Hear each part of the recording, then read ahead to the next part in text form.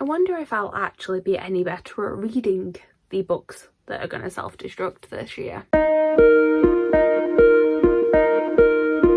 Hi everyone, my name is Chloe, welcome back to my channel. Thank you for being here today. Today's video is going to be this year's selection of books that if I do not read them in the next year, they will self-destruct. I'm sure you've all seen these sorts of videos before, but yeah, basically there is a list of 10 books. I've picked 10 that I have had on my shelves for a while, have not picked them up for whatever reason.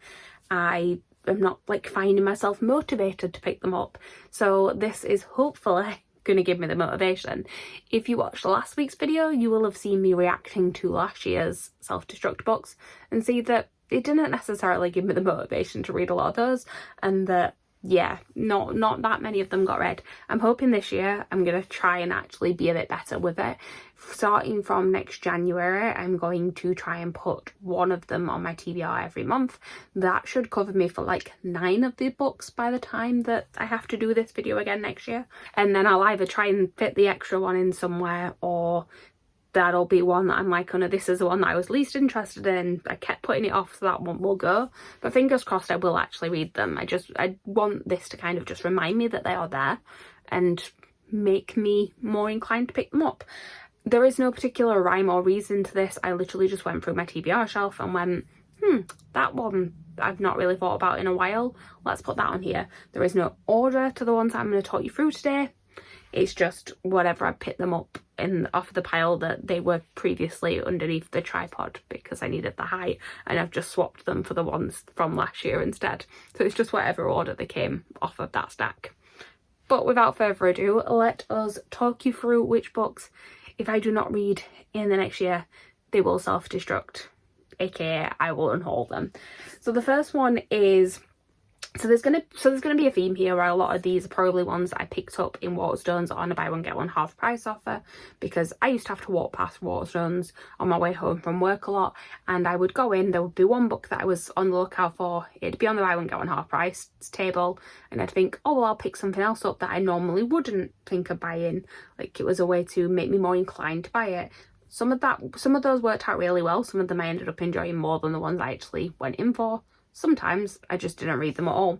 This one I believe I did see something about on BookTube when I went to get it, and then it was on buy one get one half price, so I thought, yeah, why not? And I am still interested in this, and when I hold it up you may see the reason why.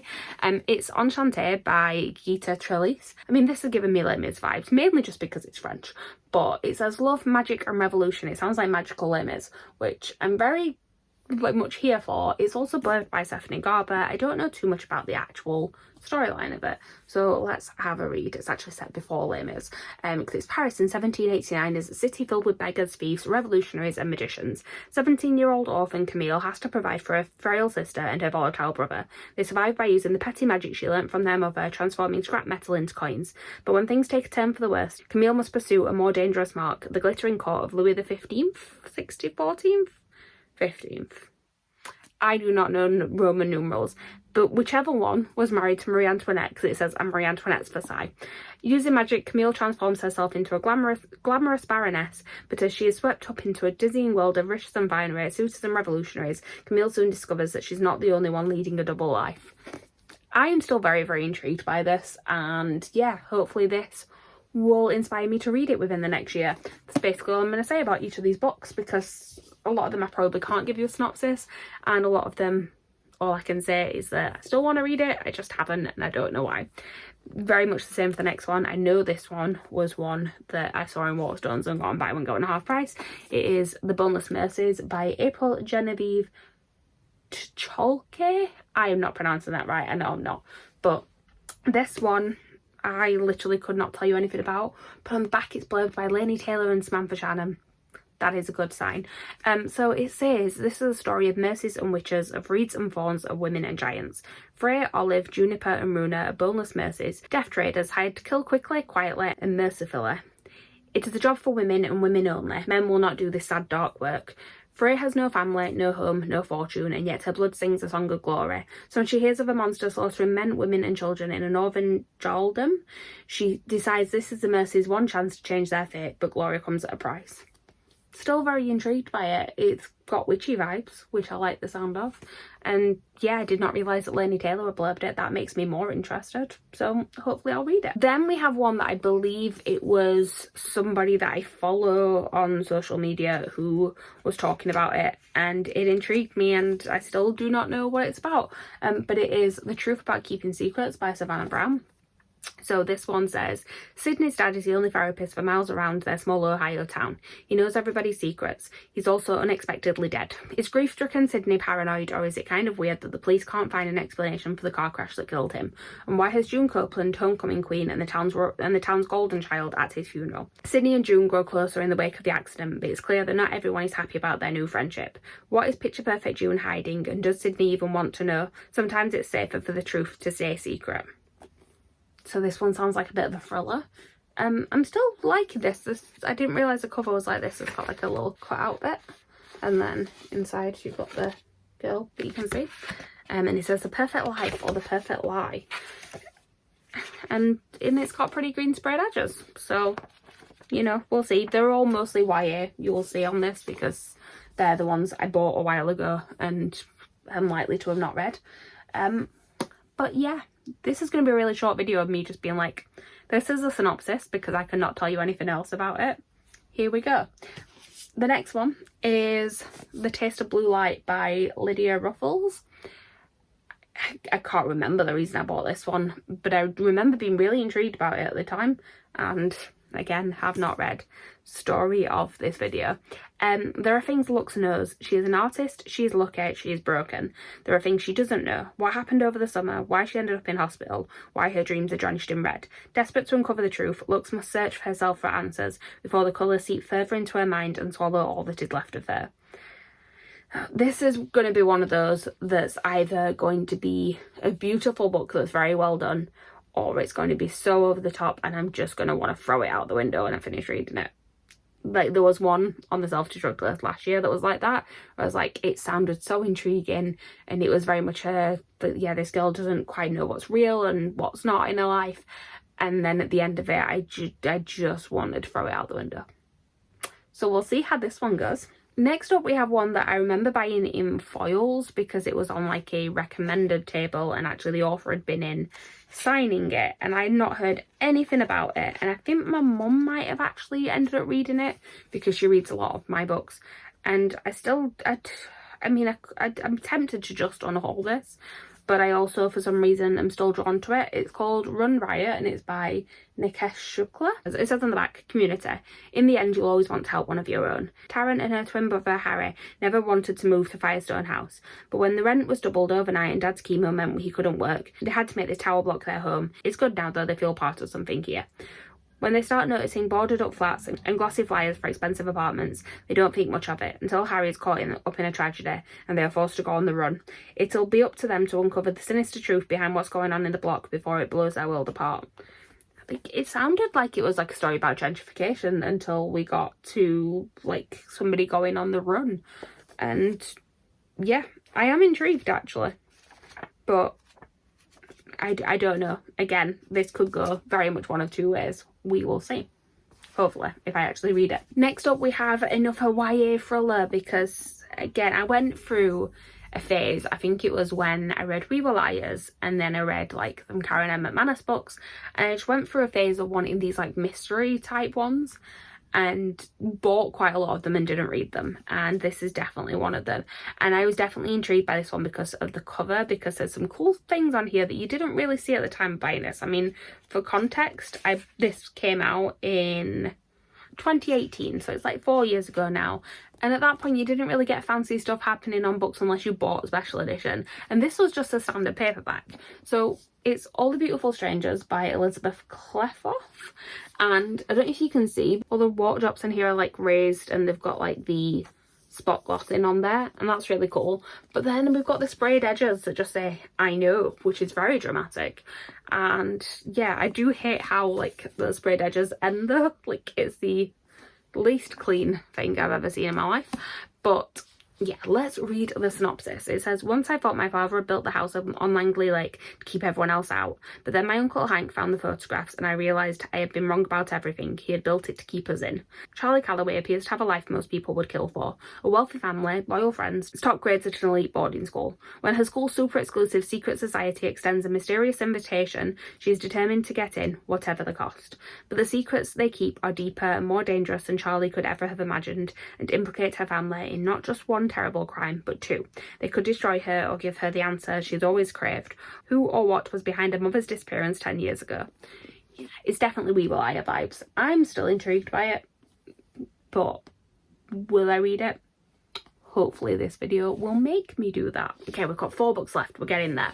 The next one is one that I can't remember if I bought this or if it was bought for me or if I got it free. Somehow I acquired this book. It is The Names They Gave Us by Emery Lord. So this one is a YA contemporary, I believe. And I do like the cover because I just like the colours on it. But I could not tell you the synopsis, so I'm going to read it to you. Lucy has her perfect summer planned out. Perfect boyfriend, perfect job, and quality time with her perfect parents. Sorry, but what teenager is excited for quality time with your perfect parents? Anyway, then her mom's cancer comes back. Okay, that makes more sense. And suddenly life makes no sense. That gives more of a reason as to why she wants to spend more time with her family. But I feel bad now.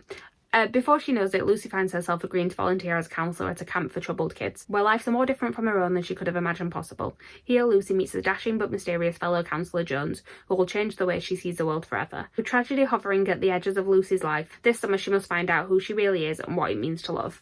This sounds like it could be really, really cheesy. And part of me, again, just kind of wants to one-haul it right now. But for some reason, part of me's been clinging onto it as well. So we're going to leave it in the self-destruct pile. But this may be the one that doesn't get read. We'll see. It could be a good summer book. We will see. Okay, next up we have another like thriller type one. And it's one that, again, I think is either going to be amazing or awful. And I can't decide which. And that is why I haven't read it, because I'm scared. And that is The Fandom by Anna Day. So this one... Let me read you the synopsis. I do remember this one, actually. Violet and her friends love being part of the fandom for the gallows dance. But at Comic-Con, they're somehow catapulted into the story itself, for real. Trapped in a twisted world where they accidentally killed the original hero, Rose. There's only one way to survive. Violet must fill Rose's shoes and put the plot back on track. No story is worth dying for. Is it? So basically it's about people that actually end up in the show, I assume it is, that they are part of the fandom for. And as a person who has spent most of her life in various different fandoms, this sounds very intriguing.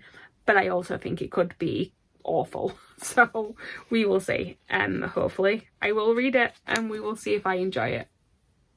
That's all I can say. Then we have one that is, I want to say it's a more recent purchase, but watch it, I'll check and it'll be, oh no, 2016, it's even older.